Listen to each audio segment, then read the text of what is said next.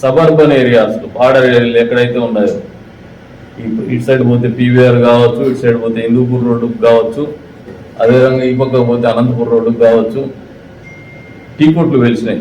ఏదో టీ కొట్లు నడవాల్సిందే, వ్యాపారాలు జరగాల్సిందే. ఎవరైనా పోయి పిచ్చాపాటి మాట్లాడడానికి ఒక ఆహ్లాదకరమైనటువంటి వాతావరణము కల్పించాల్సిందే.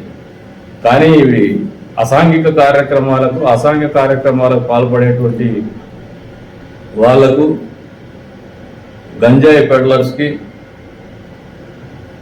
ఒక మంచి కేంద్రంగా మారుతున్నటువంటి పరిస్థితులు మా దృష్టికి వస్తూ ఉన్నాయి.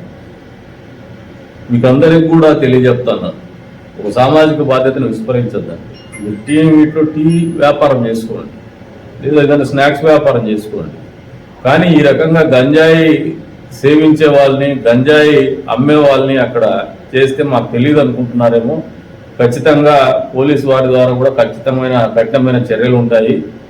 అప్రమత్తంగా అండి, ఇటువంటి వాటిని ప్రోత్సహించవద్దని చెప్పేసి కూడా వాళ్ళకి పిలుపునిస్తా ఉన్నాం. ఇది ఒక హెచ్చరిక కిందే మీరు తీసుకుంటే మంచిదని చెప్పేసి కూడా తెలియజేస్తాను. ఈ ప్రెస్ మీట్లో మా సమావేశంతో పాటు ఇది కూడా చెప్తాను అంటే దీని సీరియస్నెస్ మీరు అర్థం చేసుకోమని చెప్పేసి కూడా కోరుతాము. ప్రజలు కూడా మీకు ఇటువంటి కార్యక్రమాలు జరిగితే ఒక వాట్సాప్ మెసేజ్ పెట్టండి, ఒక ఫోటో తీసి వాట్సాప్ మెసేజ్ పెట్టండి, విల్ రెస్పాండ్. మీరు కాలువలు కాకపోతే మాకు మెసేజ్ పెడుతున్నారు, స్ట్రీట్ లైట్ పడకపోతే మాకు మెసేజ్ పెడుతున్నారు, చర్చ ఎత్తకపోతే మెసేజ్ పెడుతున్నారు. మీరు చెప్పినటువంటి కూడా గ్రీవెన్సెస్ మేము సీరియస్గా చాలా తీవ్రంగానే పరిగణిస్తా ఉన్నాం.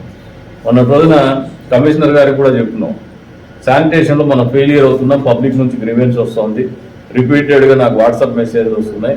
దీని మీద మీరు ఖచ్చితంగా యుద్ధ ప్రాతిపదిక మీద పనిచేసే విధానంలో మార్పులు తీసుకుని ప్రజల మన్నన పొందమని చెప్పేసి కూడా తెలియదు.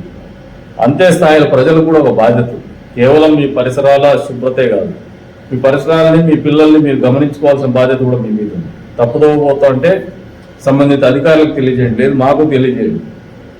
ఖచ్చితంగా దాని మీద చర్యలు ఉంటాయి. సమాజాన్ని కాపాడుకునే బాధ్యత ప్రతి ఒక్కరి మీద ఉందని చెప్పేసి అర్థం చేసుకోమని చెప్పేసి కోరుతా ఉన్నాను. వ్యక్తిగత కారణాలు మాకు ఉండవు. మంచి సమాజాన్ని నిర్మించాల్సినటువంటి బాధ్యత మా అందరి మీద ఉందనేది మీరు మర్చిపోద్దని చెప్పేసి తెలియజేసుకుంటూ మరొకసారి చెప్తున్నాను, టీఎంఎల్ అనేది మీరు ఎప్పుడైనా పొరపాటున దొరికినా, కనీసం గంజాయి సేవించేవాడు దొరికినా కూడా మీ మీద చర్యలు ఉంటాయనేది మీకు తెలియజేస్తాను.